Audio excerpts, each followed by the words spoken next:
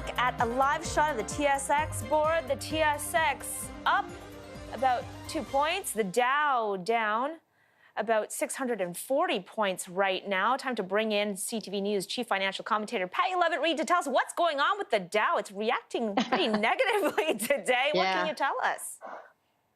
You know what, Lois, it didn't start out that way. I think there was a lot of optimism of Oxford University and AstraZeneca's COVID-19 vaccine, the first one going into effect today.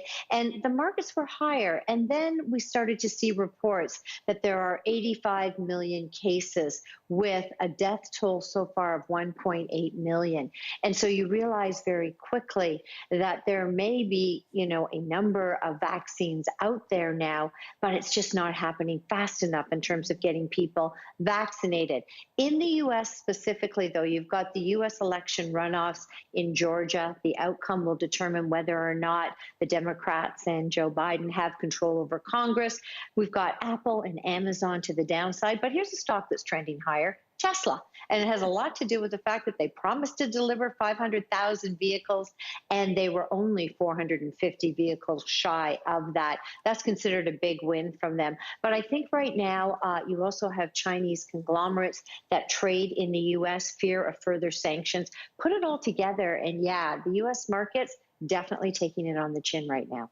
Okay, so 2020, a lot of talk about vaccines, deals dominating the financial headlines. What's next for 2021, though?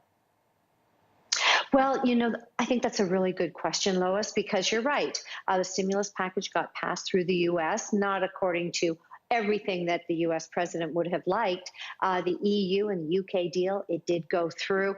And I think there's this optimism initially that things were going to start to open up. When you look at China overnight, they had really decent manufacturing data, and they're hungry for commodities. When I look at the TSX, we're still holding our own today, some of that having to do with the price of oil, OPEC not wanting to ramp up production further, for the most part. But we also have a number of other commodities that have been trending higher, like silver over the last year up 20%, palladium, platinum. So you kind of see that once things do gain traction and the vaccines take hold, I think investors are forward looking, thinking, okay, brighter times. Commodities could lead the charge.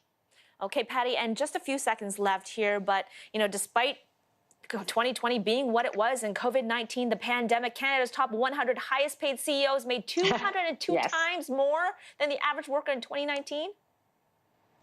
I know. This came out from the Canadian Centre for Policy Alternatives. I can tell you on average, because we're out of time, $10.8 million. Wow. And by the way, that one top 100 CEO made more by 17 today than the average worker did all year.